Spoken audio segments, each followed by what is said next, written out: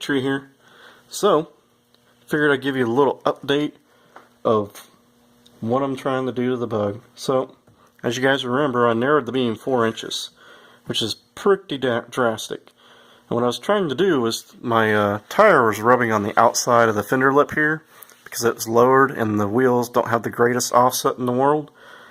And 2 inches would have probably done it, but if I ever put drop spindles on this, I know that 2 inches and 3 inches won't work with these, because a friend of mine had them on a 3-inch narrow beam and they just rubbed right here on this lip.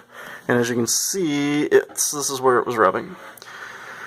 But I did read before I started all this that if you do 4-inch narrowed, you're going to have to modify the headlight buckets, and that's why I dented them in. And as I drove the car, the front suspension settled just a little more. It started having a really good rake to it like I wanted. And I had a hard time turning to the right, and this is why right here. The tire was hitting the headlight bucket, and I had dented it. You can see right here where I smacked it all in and dented it up, and that just was not enough. And also it rubs on the inner fender well when I turn all the way to the left, and that's because there's no stops on this beam for the steering box, so that's something I'll have to play with a little later. That's livable. You hear it rub and you can turn it back the other way. That right there was not, because you just couldn't turn it anymore. The funny thing is, I did all this because it was rubbing the outside. When I narrowed it, it's still so far narrowed. You can see right here, this is the line where it was rubbing.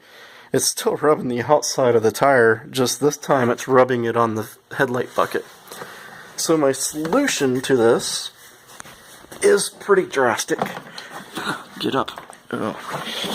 And, like I say, I could probably whack it some more. And this side I've already done. I just cut the whole back of the headlight bucket out. I'm kind of just tired of messing with that. And I'll go back in here. If this clears and works, I'll probably get some metal and put a metal plate back there of some sort. Or fiberglass, who knows, maybe fiberglass, I don't know. But just got a little bit of aluminum tape around it just to keep me from cutting my hands open on it while it's sitting there. But this side was rubbing too, not as bad as the driver's side. And I took it pretty much all the way out. You can see the receptacle sticks back a lot farther than I was actually thinking for the headlight bucket. So if that becomes a problem, I don't know, maybe I can switch out this to like a sideways plug of some sort, or I don't know what I'll do there, or look for a different headlight that's maybe shallower. But this one was also rubbing on the inside inner fender well just a little bit. Like I say, that's controllable by driver and not that huge of a deal. But I figured I'd show you guys what's going on. Got to get some of the little things done here, and I figured start with the headlight buckets. Everybody's asleep, so I can't bang on them again. And I'm kind of tired of banging on it. I'd rather it just work. So that's my new drastic draw there. And hopefully you all are having a good time working on your cars. Let's get out there and get these things going. If you like any of the content, don't forget to subscribe. Try and get some more videos up as I go. And we'll all have fun together doing this. So you all have a good night. Alright? Bye.